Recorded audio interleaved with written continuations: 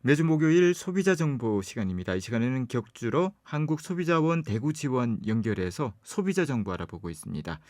오늘도 한국소비자원 대구 지원 김정현 지원장님 전화로 모셨습니다. 지원장님 안녕하십니까? 네, 안녕하세요. 네, 오늘은 유사 투자 자문 서비스와 관련된 소비자 정보 말씀해 주신다고요. 네, 고수익을 보장한다는 광고를 하거나 고가의 일회성 종목 추천 계약을 유도하는 유사투자 자문 서비스 업체의 불건전한 영업 행위가 늘어나고 있는데요. 통계에서도 2020년 대비해서 2021년에는 피해 사례가 약 2배 가까이 급증한 상황이기 때문에 소비자분들의 각별한 주의가 필요하시겠습니다. 네. 먼저 유사 투자 자문 서비스 아마 많이들 들어보셨을 텐데 구체적으로 어떤 업종인지 설명을 좀 해주십시오. 네, 주식 리딩이라고 말씀드리면은 이해가 바르실 것 같은데요. 문자나 SNS 오픈 채팅방, 동영상 플랫폼과 같은 온라인 영업으로 유료 회원을 모집하면서 불특정 다수를 대상으로 금융 투자 정보를 제공하는 서비스고요. 별도 전문 자격 요건 없이 금융감독원의 신고만으로 그 영업이 가능한 업종이기 때문에 신고 업체 수는 올해 5월 말 기준으로는 약 2천여 개 정도 추산을 하고 있습니다. 그렇군요. 문자라도 상당히 많이 오고 있지 않습니까? 많은 분들이 공감하실 것 같은데.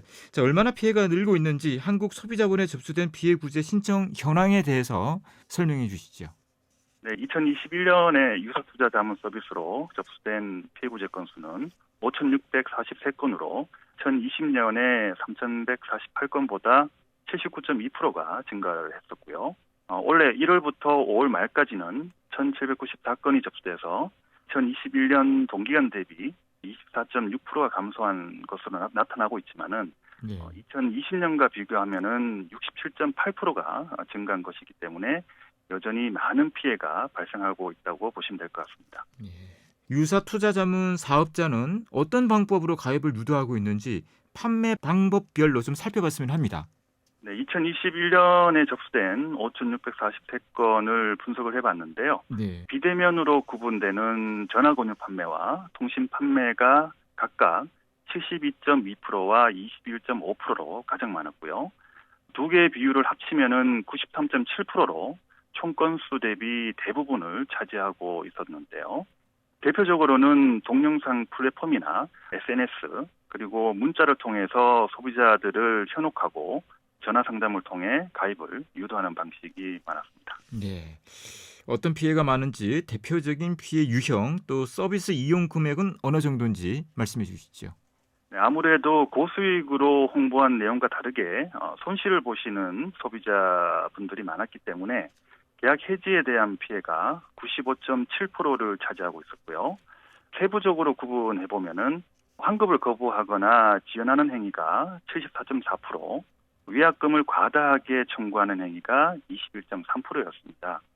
그리고 가입 금액별로 보면은 접수된 피해구제 사건의 총 금액은 284억 원 정도였고요. 1인당 평균 가입 금액은 553만 원 정도였는데요. 예. 피해 사례 중에는 한 개 업체와 2개월 만에 7건의 계약을 체결하고 1억 3,050만 원을 지급한 경우도 있었습니다. 예. 1인당 평균 금액이 500만 원대라면 상당한 금액이긴 한데 최대 1억 3천만 원이 넘는 계약도 있었다고 하니까 놀랍습니다.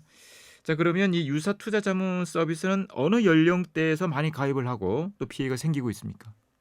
네, 금전적으로 여유가 있고 재테크에 관심이 많은 연령대에서 피해가 많았는데요. 50대가 29.3%로 가장 많았고요. 40대와 60대가 그 뒤를 잇고 있었습니다. 그리고 연령별 증가율에서는 20대 이하에서 129%나 증가해서 가장 높은 증가율을 보였습니다. 네. 주요 소비자 피해 가운데 대표 사례에 대해서 소개해 주시겠습니까? 네, 약정 수익률을 달성했다면서 환급을 거부한 사례인데요. 소비자 A씨는 업체 담당자로부터 본인이 직접 리딩해주는 종목의 수익률이 130%가 되지 않는다고 하면은 전액 환급한다면서 회사에서 문자로 보내주는 종목에 대해서는 신경을 쓰지 말라는 안내를 받았는데요.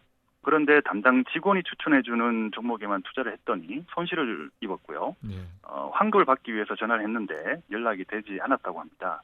그 이후에 회사에 연락을 해보니까 담당자는 이미 퇴사를 했고 계약서상에는 문자로 제공한 종목까지를 포함을 해서 수익률을 계산한다면서 130%가 넘었기 때문에 환급을 거부한 사례가 있었고요. 기타 사례로는 다른 사업자에게 가입한 상품에 대해서 계약 해지를 도와주겠다면서 추가 가입을 유도한 사례가 있었고, 할인 금액에 계약을 했기 때문에 정상 금액으로 계산을 하면은 반환 금액이 없다면서 환급을 거부한 사례들이 있었습니다. 예.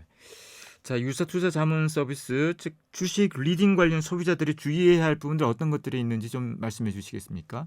네, 먼저 고수익 광고에 현혹돼서 충동적으로 계약을 하지 않는 게 좋겠고요.